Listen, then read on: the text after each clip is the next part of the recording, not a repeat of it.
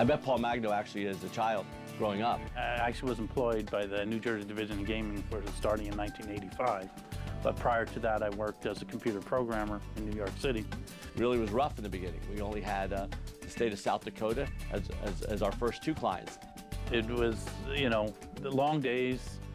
The rewards were slow coming, but you could always see the outlook was bright. We used to have to fly out on Saturday night because we couldn't afford a midweek fare.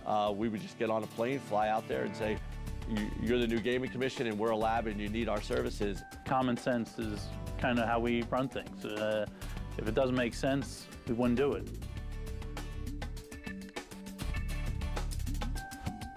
There's nothing, no substitute for experience. We have 400 engineers that are working on new technology every day, and it's that collective experience over the last 22 years that really gives us the word experience. We have more staff than any other lab out there.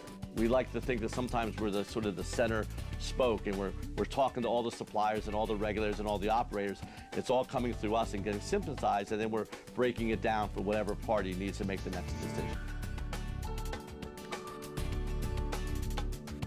Why does precision matter? Well, to the regulator, precision matters because if you're off a little bit, something may or may not be in compliance, or somebody may be able to cheat the game.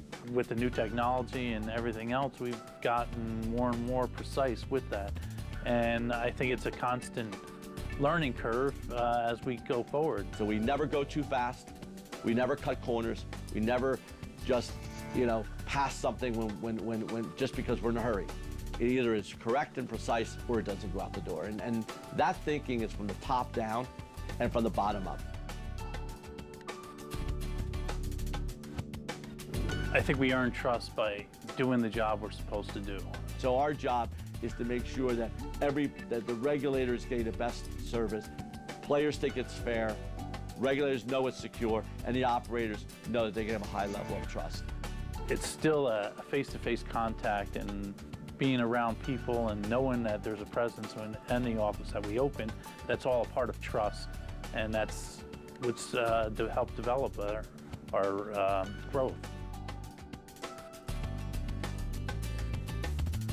We've gone well beyond what anybody has asked us to do in terms of whether it's backgrounding employees, whether it's servers in a locked room, whether it's fob systems, whether it's how we destroy our paper, because we don't ever want a supplier or someone who trusts us with their secrets to, for even a moment, worry or wonder that somehow we are going to compromise our integrity or compromise their secrets because we did not do everything that we could do in our power.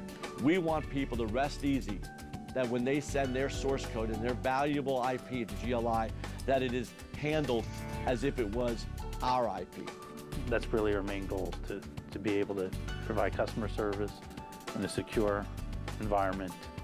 We are available globally all the time to work with operators, suppliers, and regulators should they think they've been compromised.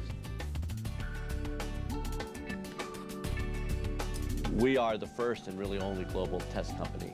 And the fact that we're all over the world, you know, there's 24-hour coverage. It's really a global, local partnership, but always making sure that the service delivery at a local level is the same as they would get in any other office. We see ourselves as leaders in the technology in terms of coming up with the standards and testing to it. I think we could handle anything that's going to come about in the gaming industry in the future. We never relax. We know that every customer's moment of terror is when we have to actually rise up and do the best job we can to make them at ease.